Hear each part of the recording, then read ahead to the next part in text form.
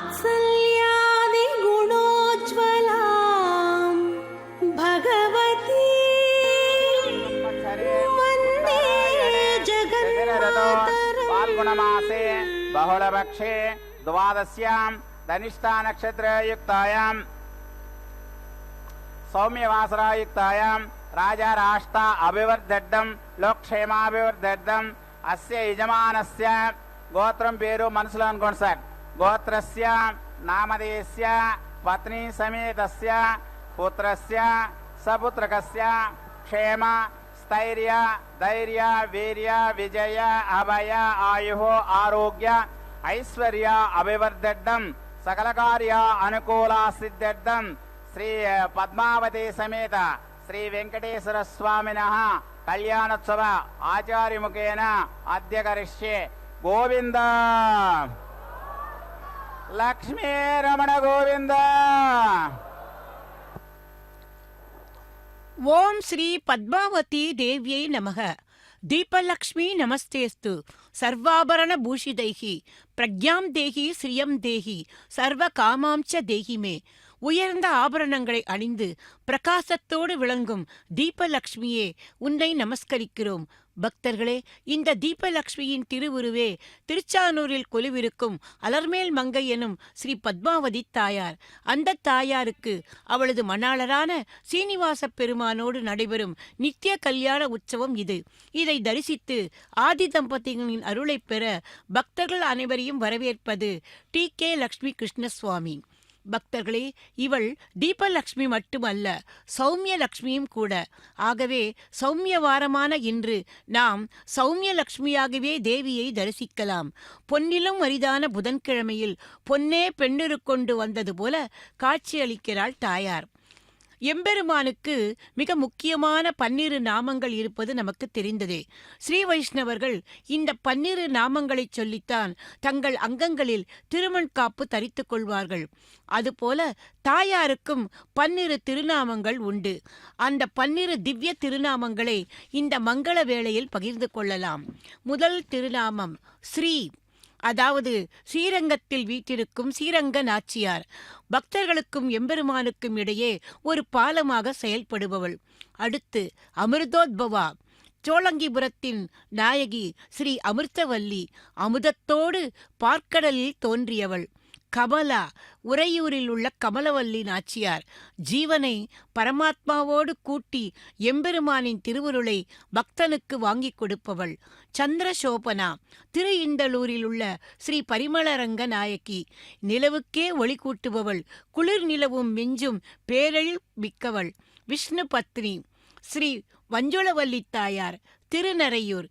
எங்கும் நிறைந்த பகவான் ஸ்ரீ மகாவிஷ்ணுவின் பிராண நாயக்கி. வைஷ்ணவி, மேல்கோட்டையின் ஸ்ரீ யதுகிரி நாச்சியார். விஷ்ணுவை பிரியாமல் பின்தொடர்பவள். வராரோகா, வரகுணமங்கை. வானமாமலையில் உள்ள அந்த தேவி உயர்ந்த இடமான ஸ்ரீ மகாவிஷ்ணுவின் திருமார்பிலே அமர்ந்தவள். ஹரிவல்லபை, ஆண்டாள் பிராட்டி. ஸ்ரீவில்லிபுத்தூர், எம்பெருமானின் பேரன்புக்கு பாத்திரமானவள். சாரங்கினி, கும்பகோணத்தின் கோமளவல்லி தாயார். வில் வீரனான ஸ்ரீ ராமபிரானின் வீரபத்தினி. தேவ தேவிகா, காஞ்சிபுரம் பெருந்தேவி தாயார். தேவாதி தேவதரான வரதராஜ பெருமாளின் திருத்தேவி. லோக சுந்தரி, சௌந்தரவல்லி தாயார். திரு நாகை, அதாவது உயர் பண்புகள் எனும் தன் சௌந்தரியத்தால் எம்பெருமானுக்கு மேலும் பெருமை சேர்த்து உலகை வைப்பவள். முடிவாக ஸ்ரீ பத்மாவதி தாயார். திருப்பதி திருச்சானூரில் திருவேங்கடவனின் தர்ம பத்தினி. தனியாட்சி செய்பவள், பக்தர்கள் அனைவரையும் அனுகரிப்பவள், தயாபரி. ஆக இந்த 12 திருநாமங்களையும் நாம் தினமும் காலையில் எழுந்ததும் சொன்னோமானால் நமக்கு அந்த நாள் நிச்சயமாக நன்மையை கொடுக்கும் என்பதில் எந்தவிதமான ஐயமும் இல்லை. தற்போது அந்த தாயாரை மனதிலே இருத்திக்கொண்டு வாயால் அவளது நாமாவளியை சொல்லிக்கொண்டு இதோ இந்த தாயாரின் திருக்கல்யாணத்தை தரிசித்துக் கொண்டிருக்கிறோம் அல்லவா? அது கூட ஒரு பாக்கியம்தான். இந்த வாய்ப்பை நமக்கு தந்ததற்கு அந்த தாயாருக்கு நமது நன்றியை தெரிவித்துக் கொள்வோம். அம்மா, அடுத்த பிறவியில் நீ தனிச்சாட்சி செய்யும் இந்த திருச்சிகனூரில் ஒரு புல்லாவாவது பிறக்கும் பாக்கியத்தை எனக்கு கொடு என்று அந்த தாயாரிடம் நாம் வேண்டுவோம். புல் என்றதும் ஒரு விஷயம் நினைவுக்கு வருகிறது. புல் வகைகளிலே தர்பை புல் ஒன்று இருக்கிறது. இதை தூய புல் என்பார்கள். எல்லா நல்ல காரியங்களுக்கும் இதை பயன்படுத்துவார்கள். இது ஒரு கிருமி நாசினியும் கூட. இதற்கு இந்த பாக்கியம் எப்படி வந்து தெரியுமா? பெரிய திருவடியான கருடாழ்வார் தனது இளைய தாயார் கேட்டபடி தேவலோகத்திலிருந்து அமிர்தத்தை கொண்டு வரும்போது அவருக்கும் தேவர்களுக்கும் கடும் போர் ஏற்பட்டதாம். அப்போது அவர் கொண்டு வந்த அமிர்தம் தர்பை எனப்படும் இந்த புல்லின் மீது சிந்த இந்த புல் அந்த பாக்கியத்தில் தூய புல் ஆகிவிட்டதாம். பக்தர்களே, அறியாமல் சிந்தியதற்கே இந்த பாக்கியம் என்றால் நாம் அந்த தாயாரின் பெருமைகளை உணர்ந்து கொண்டு அவரிடம் பக்தியுடன் அணுகினால் நாம் வேண்டுவது கிடைக்காதா என்ன? வேண்டியதை தரும் வெங்கடவனின் மகிழ்ச்சி அல்லவா? அந்த வேங்கடவனின் திரு மார்பிலே உறையும் அந்த தாயாரின் திருக்கடாட்சம் நம்மீது பட்டால் எப்போதுமே நாமும் அந்த தர்பை புல்லைப் போல தூய்மை ஆனவர்களாக ஆகிவிடுவோம். இதம் பிரம்ம புனேமஹே வைஸ்வதேவே புனதே தேவ்யாகாத் யஸ்யை பஹ்வே ஸ்தனுவோ வேதப்ரஷ்டாः தயாமதந்த சுதமாத்யேஷோ அயக்ஞஸ்யாமபதயோரயேனாம் வைஸ்வானரோ ரஷ்மிபிர்மா புனாத் तात प्राणेन शिरोमयो भोः या वा पृथिवे पयसापयोभिः ऋतावरे यज्ञे मा पुणेतां बृहद्भ्यः सवितस्त्रभिः परिशिष्टैर्देवमन्मभिः अग्ने दक्षैः पुणाहिमा तेन देवा अपुणता तेनापो दिव्यङ्गसः तेन दिव्येन ब्रह्मणा इदं ब्रह्म पुणेमहे अः पावमाने रध्यते ऋषिभिः सम्भृतगुं सर्वगुं सपूतमश्नाते स्वदितं मातरिष्वना पावमानेर्यो अध्येति ऋषिभिः सम्भृतगुं तस्मै सरस्वते द्विषे क्षीरगुं शर्पिर्मदोदकं पावमाने स्वस्तयनेः सुदुर्घाह्यपयस्वतीः ऋषिभिः सम्भृतो रसः ब्राह्मणे सुमृतगुम् इदं पावमानेर्दिशन्तु नः इमं लोकमथो अमुं कामान् समर्दयन्तु नः देवैर्देवैः समाभृताः पावमाने स्वस्तयनेः सुदुर्घाह्यघृतश्च्युतः ऋषिभिः सम्भृतो रसः ब्राह्मणे सुमृतगुम् इदं तेन देवा पवित्रेण आत्मानं पुनते सदाः तेन सहस्रधारेण पावमान्यः पुनन्तु मां राजापत्यं पवित्रं ततोद्यामगुं हिरण्मयं तेन ब्रह्मविदो वयं भूतं ब्रह्म पुणेमहे इन्द्रसुनीते सहमा पुनातु सोमस्वस्त्यावरुणसमीच्य यमो राजाः प्रपृणाभिपुनातु मा जातवेदा मोर्जयन्त्या पुनातु भूर्भुवस्वः तच्छंयोरावृणेमहे गातुं यज्ञाय गातुं यज्ञपतये देवे स्वस्तिरस्तु नः स्वस्तिर्मानुषेभ्यः ऊर्ध्वं जगातु भेषजं षण्णो अस्त्वद्विपदे षञ्चतुष्पदे ॐ शान्ति शान्ति शान्तिः.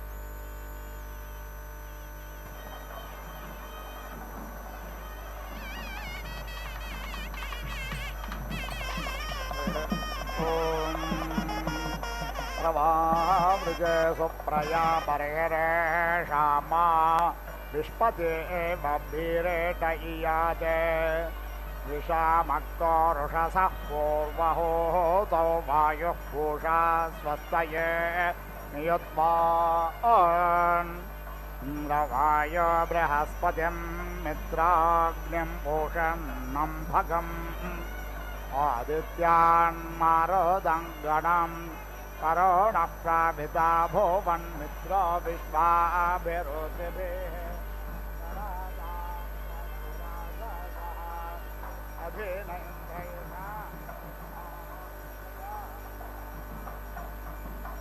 इदामरुतो अश्विना तं प्रत्नछायं वेणश्चोदयत्ये देवास आणकिलाभिर्विश्वेभिः सौम्यं मध्वो महादशर्गणः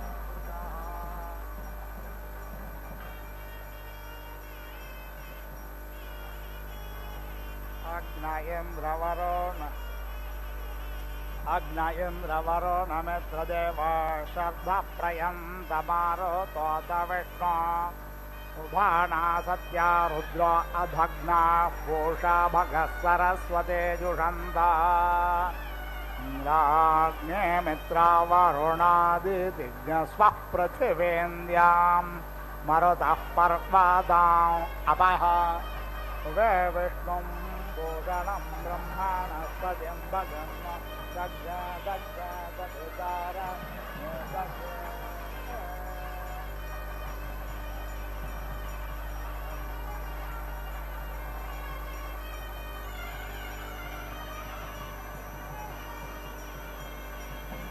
रुद्रा मेघना पर्वता सौवृत्रहत्य भराहोदौ सजोषाः यशग्नसतेधाये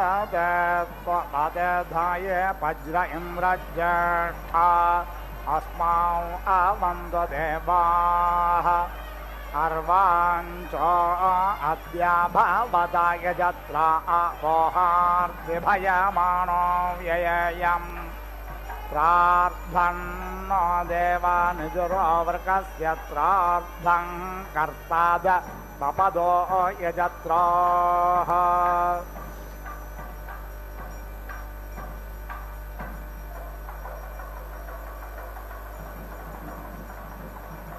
विश्वे अद्य मरुतो विश्वाहुते विश्वे भवन्त्वग्नयः समिद्धाः विश्वे नो देवा अवसागमन्तो विश्वमस्त्वद्रवेणं वाजो अस्मे विश्वे देवा शृणोते मग्नहवं ये अन्तरिक्षे य उपद्यविष्ठा ये अग्निजिह्वा उत वा यजत्रा आसद्यास्मिन् बर्हिषे मादयध्वम् देवेभ्यो हि प्रथमं यज्ञियेभ्योऽमृतत्वज्ञ सुवसे भागमुत्तमम् आदिद्धामानज्ञ सवितर्व्योर्नुषेणोचिना ये वितामानुषेभ्यः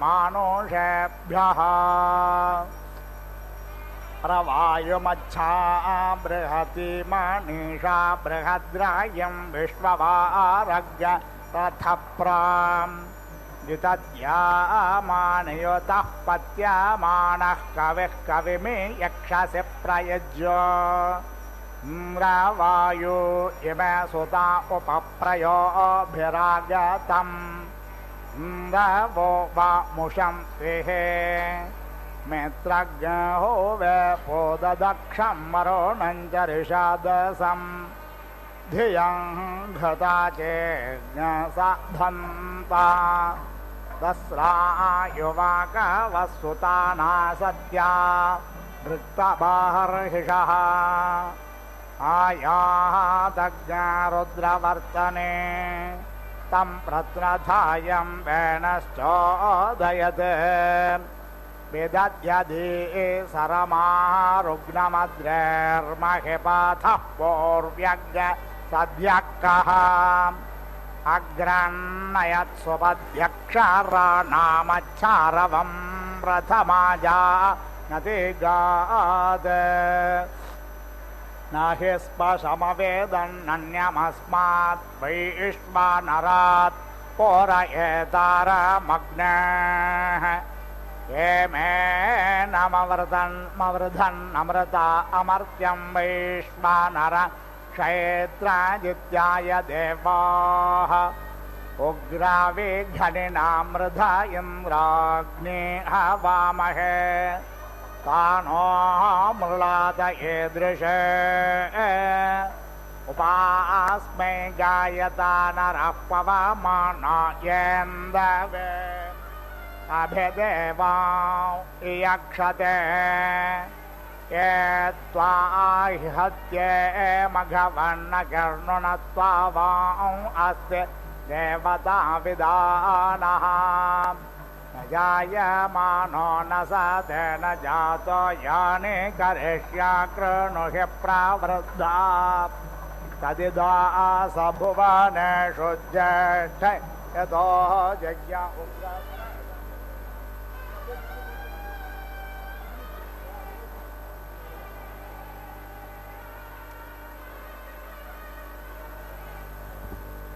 त्वा हि हत्य मघवर्णगर्णुणत्वावं अस्ति देवता विधानः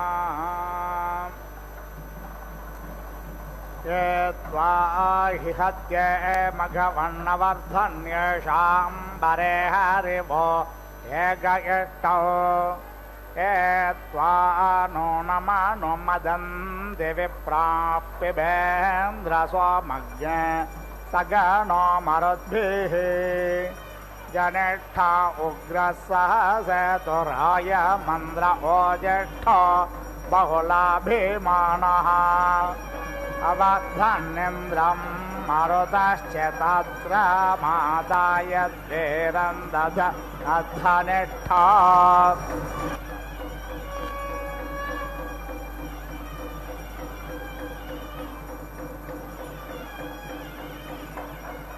आतो न इन्द्रवृत्रहन्नस्माकमर्धभागहि महान्महेभिरोतिभिः त्वमिन्द्रप्रतोर्देष्वभिविश्वासि स्पृधाः अशास्तिहा जनिता विश्वतोरसि त्वं तोर्य तरुष्यतः अनोते सूक्ष्मम् सुरयन्तमीयतोक्षोणे शिशुन्नमातरा विश्वास्ते स्पृधस्नथयन्तमन्यवे वृत्रं यदिन्द्रतोर्वसि यज्ञो देवानां प्रत्येति सुम्नमादित्यासो भवता मृळयन्ताः आवोर्वाचे स्वमतर्वावृत्यादग्नहोश्चिद्यावरिवो वित्तरासत् अदब्धेभिः सवितः वायुभिष्टग् शिवेभिरद्य परे पाहि नो गयम् हिरण्यजिह्वस्वभिताय नव्यसे रक्षा माघर्नो अघशग् स ईशता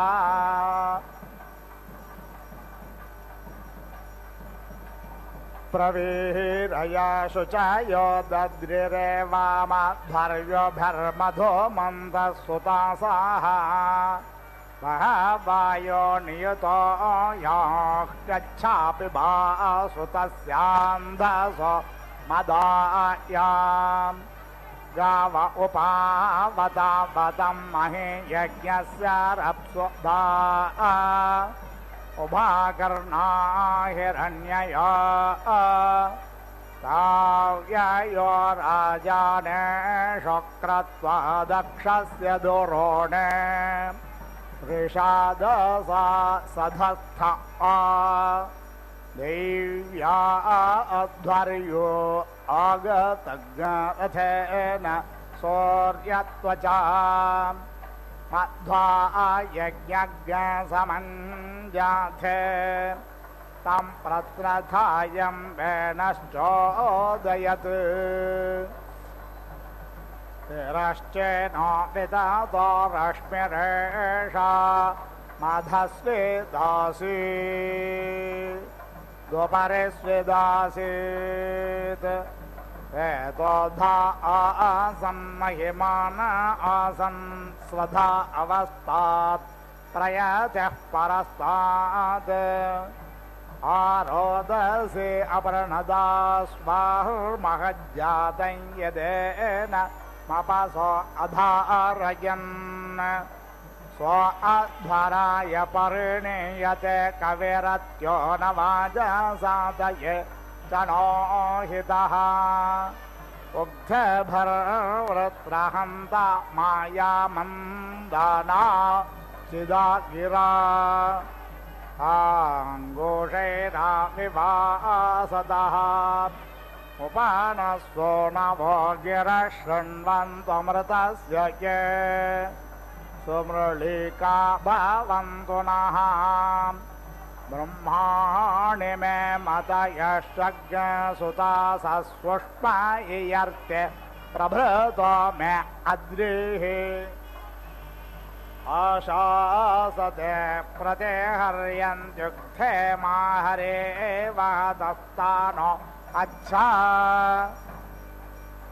अनोत्तमादे मघवन्नकर्णुनत्वा वां अस्ति देवता विधानः न जायमानो न शते न जातो यानि करिष्यं कृणुहि प्रवृद्धा तदिदास भुवनेषु ज्येष्ठं यतो यज्ञ उग्रस्वेष नृम्नः सद्यो जज्ञानो निरेणाति शत्रूननुयं विश्वे वदन्त्यो माः इमा उत्वा पुरुवसो गिरो वर्धन्तो याममा पावकवाहर्णाशु च यो विपश्चितोऽभ्यस्त्वमेरनोषता यस्यायं विश्व आर्यो दासस्येवाधिप हरिः तिरश्चेदर्ये ऋषमे पवीरवितुभ्येत्स्व अज्यते रयिः अयज्ञसहस्रमृषेभ्यः सहस्कृतः समुद्र एव पप्रथे प्रत्यस्व अस्य महिमा गृणेशवो यज्ञेषो विप्रराज्ये अदभ्येभिः सवितः वायुभिष्पज्ञ शिवेभिरद्य परिपाहिनोदयम् हिरण्यजिह्वस्वभिदायनं व्यासे रक्षा मा कर्णो अघशज्ञ स ईशता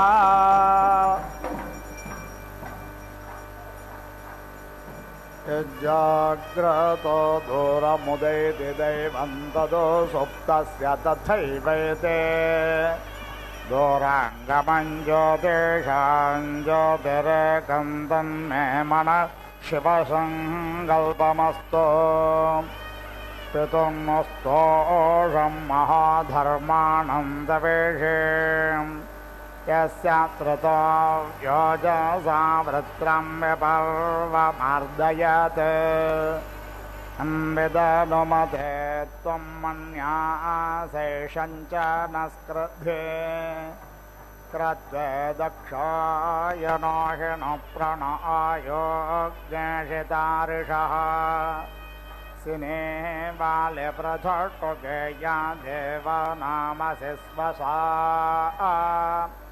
योषस्वाहव्यमाहोदं प्रजां देवेदिभिनः पञ्चानद्यः सरस्वतीमपि यन्ति शस्त्रोतसः सरस्वती तो पञ्चधासो देशे भवत्सरिते त्वमग्ने प्रथमो अङ्गेरा ऋषभदेवो देवानामभव शिवसखा तव व्रते कवयो विद्मनापसो जायन्तमरुतो भ्राजदृष्टयः पुन्नो अग्ने तव देवपायुभर्मघो नो रक्ष तन्वश्च वन्द्या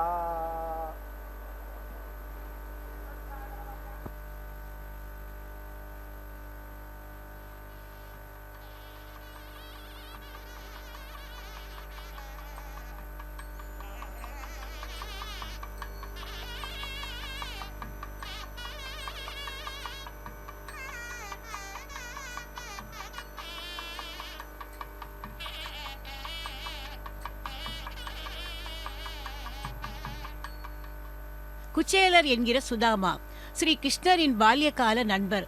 பரம ஏழை உஞ்சவிருத்தி செய்து தனது குடும்பத்துக்கு சரியான ஆகாரம் கூட கொடுக்க முடியாதபடி திண்டாடிக் கொண்டிருக்கையில் மனைவி சுசீலையின் யோசனையின்படி துவாரகை சென்று கண்ணனை பார்த்தாராம். கண்ணனை கண்டதும் அகமகிழ்ந்த அவர் அந்த கிருஷ்ணனின் அந்த தரிசனமே உகந்தது என்று அப்படியே பிரமித்து நின்று விட்டாராம். அப்போது கிருஷ்ண பரமாத்மா தனது பத்திகளோடு சேர்ந்து அவருக்கு ஷோடச உபச்சாரங்களை செய்தாராம். ஸ்ரீ மகாலட்சுமியான ருக்மணி தேவி அவருக்கு சாமரம் வீசினாளாம். அப்போது அவள் கண்ணனை பார்த்து இவருடைய ஊர் எது என்று கேட்க அவருடைய வீடு எந்த பக்கம் உள்ளதோ அந்த திக்கை கண்ணன் காட்ட ருக்மணி அந்த பக்கம் பார்த்தாளாம். அவ்வளவுதான். அஷ்ட ஐஸ்வர்யமும் போட்டி போட்டுக்கொண்டு குச்சேலரின் குடிசைக்கு சென்று விட்டதாம். குச்சேலர் கேட்கவில்லை, கண்ணன் கொடுக்கவில்லை. ஆனால் ஸ்ரீ மகாலட்சுமியான ருக்மணி பிராட்டியின் கடாட்சம் அவருடைய குடிசையையே இந்திரபவனம் ஆக்கிவிட்டதாம். அந்த துவாபர யுக ருக்மணி தேவியின் அம்சமே இதோ இந்த கலியுகத்தில் நமது திருவேங்கடத்து எம்பெருமானின் இதய தாமரையில் வீற்றிருக்கும் ஸ்ரீ பத்மாவதி தாயார். அந்த தாயாரின் கடைக்கண் திருஷ்டி நம்மீது விழுந்தால் போதுமே பக்தர்களே. ஆனால் நாம் தாயாரிடம் கேட்பது இந்த பொன் பொருளை அல்ல. இது எவ்வளவு கொடுத்தாலும் அது நமக்கு நிறைவாக தோன்றாது. அவள் தனது திருவருளால் நம்மை எம்பெருமானிடம் கொண்டு சேர்க்கிறாளே, அதுதான் உண்மையான பாக்கியம். குணரத்ன கோசத்தில் பராசர பட்டர் இதைத்தான் கூறியுள்ளார். எம்பெருமானின் பெருமைகளுக்கெல்லாம் அவரது திருமார்பில் உரைகின்ற ஸ்ரீ மகாலட்சுமியே காரணம். ஸ்ரீ மகாலட்சுமியின் திருமுக குறிப்பை கொண்டுதான் எம்பெருமான் எல்லா காரியங்களையும் செய்கிறாளாம். ஆகவே மகாலட்சுமி எம்பெருமானின் திருமார்பில் பொருந்தி இருப்பதாலேயே அவரை பரதத்துவம் என்று நாம் உணர வேண்டும் என்கிறார் திருமிழிசை ஆழ்வார். அவர் ஸ்ரீதரன், ஸ்ரீனிவாசன், ஸ்ரீபதி, ஸ்ரீநாதன் என்றெல்லாம் பெருமை இந்த பிராட்டியின் சம்பந்தத்தினால்தான் பெறுகிறாராம். அவருக்கு இந்த பெருமையை தருகிற தாயாரை நாம் சேவிப்போம் என்கிறார் திருமிழிசை ஆழ்வார். அந்த நாராயணனை தஞ்சமடைய நமக்கு பிரபத்தியே உபாயம். அந்த உபாயத்தை நமக்கு காட்டுவது இந்த பெரிய பிராட்டியான தாயார்தான். திருவுடனே சேர்ந்திராத தேவதைகளெல்லாம் நாம் சேவித்தால் நமக்கு எதுவும் நிலைக்காது. ஆனால் திருவை தனது வக்ஷஸ்தலத்திலே நீங்காது வைத்திருக்கும் திருமாலை சேருங்கள் என்று பக்தர்களையெல்லாம் அழைக்கிறார் ஆழ்வார். பக்தர்களே, சர்வத்துக்கும் காரணபூதனான எம்பெருமானின் திருவடிகளை பற்ற வேண்டுமானால் முதலில் தாயாரின் திருவடிகளை பற்ற வேண்டும். புத்ரோ வயுனே ஜனேஷ்டாம் இலாயாஸ்வாபதே வயன்னாபா பிருத்திவ்யா அதே விவோ வர்ஷ்மன் சமேத்யத ஓஜஷ்டர்ஷனே சஹ வேத்வாஜஸ்ய ஹோதர்யஜா இலாயாஸ்வாபதே வயன்னாபா பிருத்திவ்யா அதே जातवेदो निधे मह्यग्ने हव्यायवोक्लवे प्रमन्महेशवसानाय सुषमाङ्गोषङ्गिर्वाणसे अङ्गिरस्वत् सुवृक्तिभिस्त्वपदरग्मियायार्चामार्कन्नरे विश्रोताया प्रवो महे महि नमो भरध्वमाङ्गोष्यज्ञ शवसानाय समा येना नः पूर्वे पितरः पदज्ञा अर्चन्तो अङ्गेरसोगा अविन्दन् इच्छन्ति त्वा सौम्यासः सखाय सुन्वन्ति सोमं दधति प्रयाज्ञसे तितिक्षन्ते अभिषत्तिञ्जनानामिन्द्रस्त्वदा कश्चन क्षिप्राकेतः न ते दूरे परमाचिद्रजाज्ञस्यात् प्रयाहि हरिवो हरिभ्याम् स्थिराय वृष्णे सवनाकृते मा युक्ता ग्रावाणसमिधाने अग्नौ अशाक्लै युत्स्वपृतमास्वपप्रज्ञस्पर्शामप्सां व्रजनस्य गोपां भरेषु जाज्ञसु क्षितिज्ञसु श्रव सञ्जयन्तन्त्वा मनो मदेमसोमा सोमो धेनुज्ञ सोमो अर्वन्तमोषुज्ञ सोमो वेरङ्कर्मण्यं ददाति साधुन्यं विदध्यज्ञ सभेयं पितृश्रवणै यो ददाशदस्मै त्वमिमा ओषधे स्वमविश्वा त्वमपो अजनयस्त्वङ्गाः त्वमातदन्थोर्वन्तरिक्षं त्वं ज्योतिषा मितमोऽववर्धा देवेन नो मनसा देव सोमरायो भागज्ञ सहसावन्नभियुध्या मात्पात नदीशीषे वीर्यस्य भयेभ्यः प्रचिकित्सागयुष्टौ अष्टौ व्यघ्यत्ककुभः पृथिव्यास्त्रेधन्वयोजना सप्त सिन्धून् हिरण्याक्षस्सविता देव आगाद्दधद्रत्ना दासोषेवार्याणे हिरण्यपाणिः सविता विचर्षणिरुभे द्यावा पृथिवी अन्तरीयते अपामि वां बाधते वेधि सूर्यमभिकृष्णेन रजसा व्यामृणोति हिरण्यहस्तो असुरस्सु नेधस्सु मृळीकस्तवायात्पर्वाङ् अपसेधन् रक्षसो यातु धानानस्थाद्देवः प्रति दोषं गृह्णानः एते पन्थाः सवितः पूर्व्यासो रेणवः सुकृता अन्तरिक्षे ते भर्नो अद्य पथिभिः सुगेभिरक्षा च नो अधे च ब्रूहि देवा उभापि बदमश्विनो भानः शर्म यच्छतम् अवेद्रियाभिरोतिभिः अप्रस्वतीमश्विना वाचमस्मे कृतन्नो दस्रा वृषणामनीषाम् अद्योच्येव से निःपाये वां मृधे च नो भवतं वाजसातो द्युभिरक्त्वभिः परे पातमस्मानरिष्टेभिरश्विना सौभाग्यभिः तन्नो मित्रो वरुणो मामहन्तामदितिः सिन्धुः पृथिवी उदद्योः कृष्णेन रजसा वर्तमानो निवेशयन्नमृतं मर्त्यं च हिरण्ययेन सविता देवो याति भुवनानि पश्यन्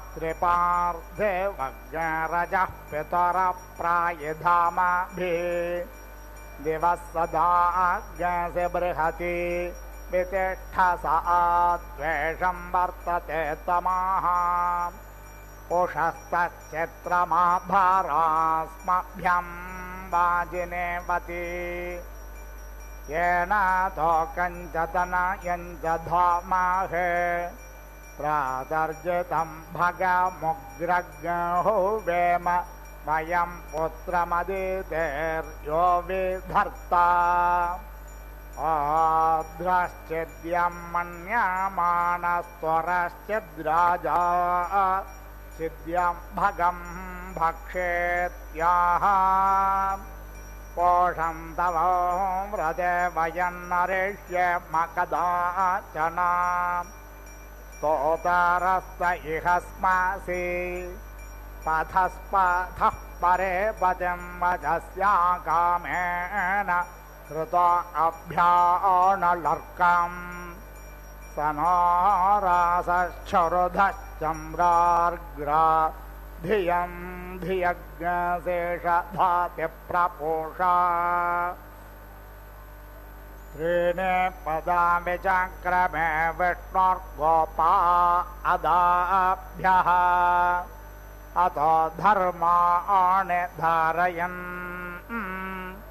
तद्विप्रासो विपण्यवो जागृवाग्य सस्समिन्धते विष्णोर्यत्परमं पदम् घृतवती भुवनानामभिश्रियोर्वी पृथ्वीमाधुदुघे सुपेशसा या वा पृथिवे वरुणस्य धर्माणा निष्काभ्यते अजरे भोरे रेतसा येन सपत्ना अपते भवन्तीन्द्राग्निभ्यामव बाधामहे तान् वसवो रुद्रा आदित्या उपरिस्पृशम् मोग्रं चेत्तारमधिराजमक्रन् अनासत्या त्रिभिरेकादशैरिह देवेभिर्यातं मधुपेयमश्विना प्रायुस्तारेष्टन्नेरपाज्ञसे मृक्षतज्ञ सेधतं वेषो भवतज्ञ स च भुवा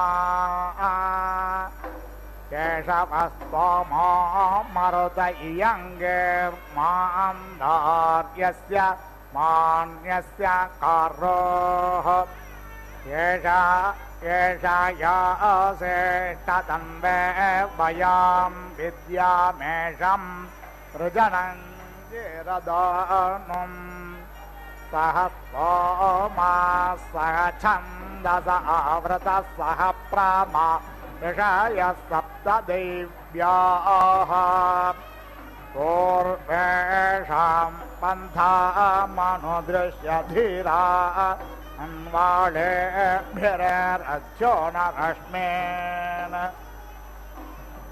आयुष्यं वर्चस्यग्रायस्पोषमोद्भिदम् निदग्हिरण्यं वर्चस्वज्जैत्रायाविशता दुमां न तद्रक्षाज्ञसिनपि शचास्तरन्ति देवानामोजः प्रथमजग्ह्येतत् यो बिभर्ते दाक्षायणज्ञहिरण्यज्ञ स देवेषु कृणुते दीर्घवायुः समानुष्येषु कृणुते दीर्घवायुः यदा भद्रं दाक्षायणाहिरण्यज्ञ शतानेकाय सुमनस्य माः तन्म आबध्नामि शतशारदायुष्माञ्जरदष्टिर्यथासम् उत नो ह्यर्बुध्न्या शृणोत्वज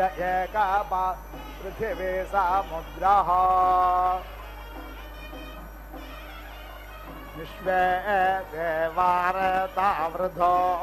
बाणास्तुता मन्त्राः कवि शस्तावन्तो इमा गिरा आदित्येभ्यो घृतस्मो सनाद्राजभ्यो जुह्वा जुहोमे शृणोतो मित्रो अर्यमा भगो नस्तु विजातो वरुणो दक्षो अग्निशः सप्तर्षयः प्रतिहिताः शरीरे सप्त रक्षन्ति सदमप्रमादम् सप्तापस्पपातो लोकमीयुस्तत्र जागृतो अस्वप्नजौ सत्र सदौ च देवौ उत्तिष्ठ ब्रह्मणस्पते देवयन्तस्ते महे उपप्रयन्तो मरुतः सुदानव इन्द्रप्राशोर्भवास च प्रणूनं ब्रह्मणस्पतिर्मन्त्रं वदत्युक्त्यम् यस्मिन्निन्द्रो वरुणो मित्रो अर्यमा देवा ओकाग्यसि चक्रिरे ब्रह्माणस्पते त्वमस्य यन्ता सोक्तस्य बोधितनयञ्च जिन्वा विश्वं तद्भद्रं यदवन्ति देवा बृहद्वदेम विदधे सुवीराः य इमा विश्वा विश्वकर्मा यो नः पृतान्न पदेर्नस्य नो देहि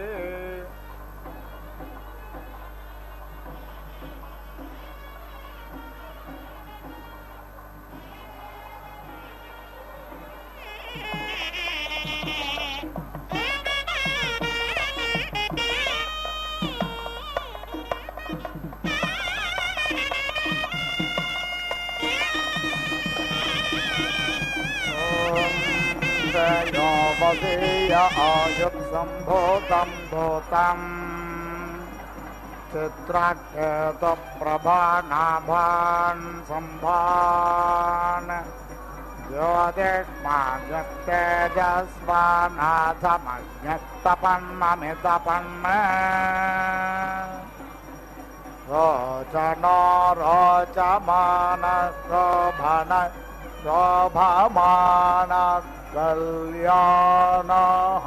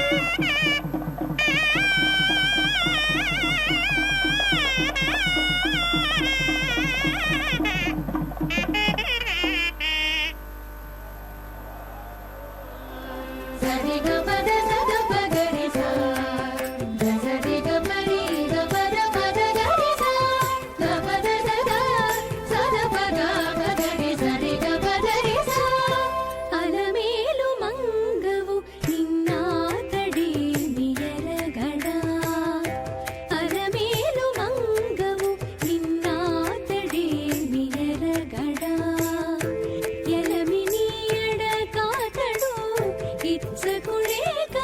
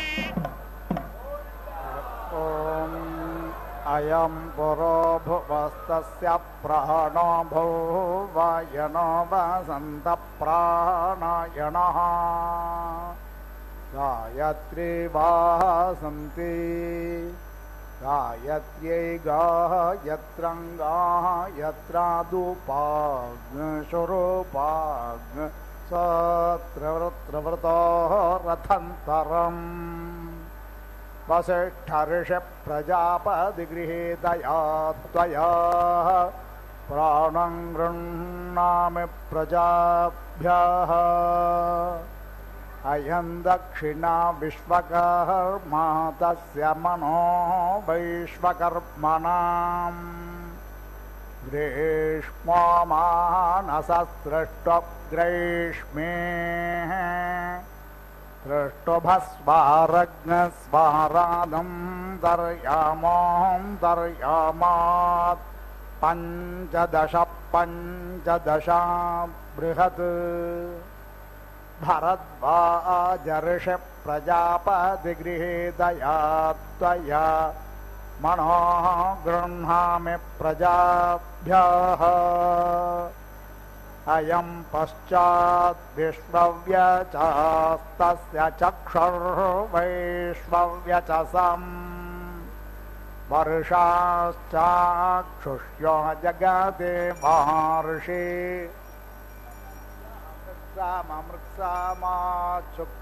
शुक्रात् सप्तदशात् वै रूपम् जमदग्नर्षि प्रजापतिगृहीतया त्वया चक्षुर् गृह्णामि प्रजाभ्यः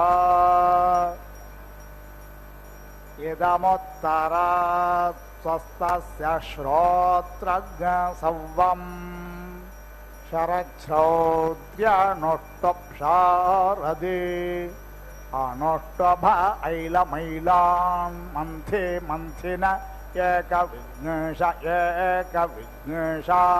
वै राजम् विश्वामित्रर्षि प्रजापतिगृहीतया त्वया श्रोत्रं गृह्णामि प्रजाभ्यः इयमुपरि मतस्तस्यैवाङ्मात्या हेमन्तो वाच पङ्क्तरहेमन्थे पङ्क्ते निधनावद आग्रयणात्रेणवत्रयस्त्रिघ्नेशौ त्रेणवत्रयस्त्रिघ्नेशाभ्या अज्ञसैक्साक्वररैवते विश्वकर्मर्षि प्रजापतिगृहीतया त्वया वाचं गृह्णामि प्रजाभ्यः लोकं प्रणता अस्येन्द्रं विश्वाः ॐ पूर्णाहुतिमुत्तमां जुहोति सर्वं मे पूर्णाहुतिः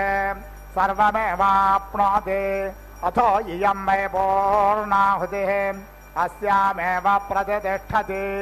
ॐ नारायणाय विद्महे वासुदेवाय धीमहि तन्नो विष्णुः प्रचोदयात् स्वाहा।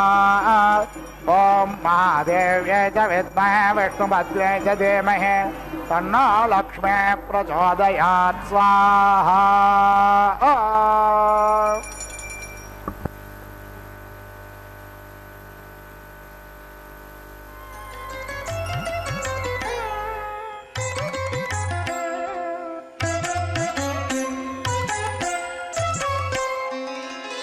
जयलक्ष्मी वरलक्ष्मी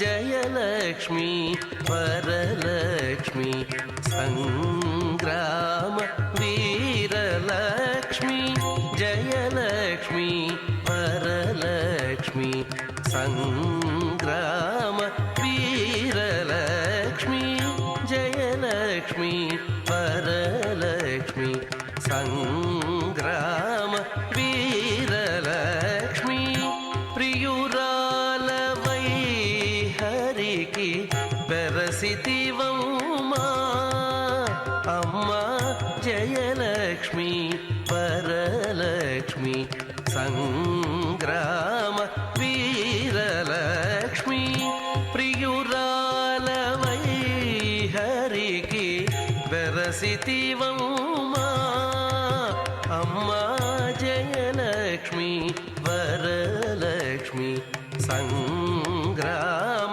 वीरलक्ष्मी प्रियुरालवै हरिकी बेरसितिवम्मा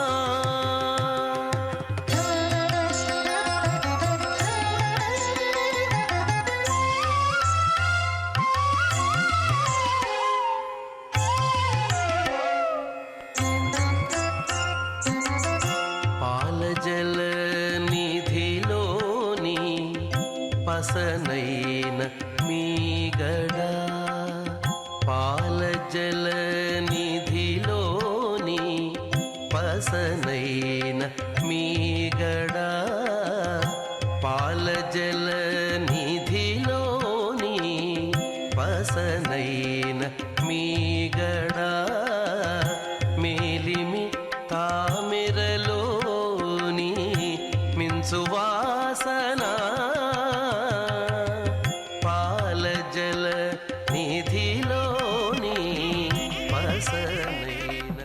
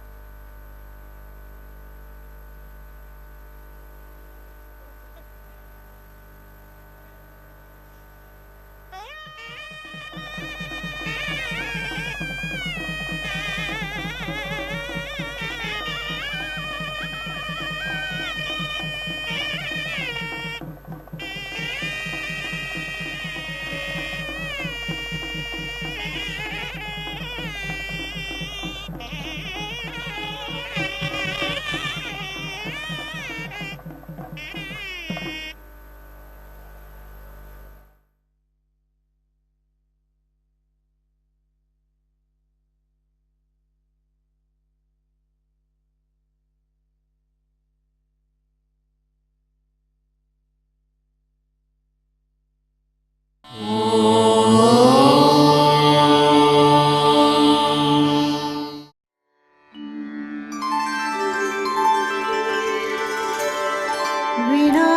व्यङ्कटेशं ननाथो ननाथः सदा व्यङ्कटेशं स्मरामि स्मरामि हरे व्यङ्कटेश प्रसीद प्रसीद प्रियं वेङ्कटेश प्रयच्छ प्रयच्छ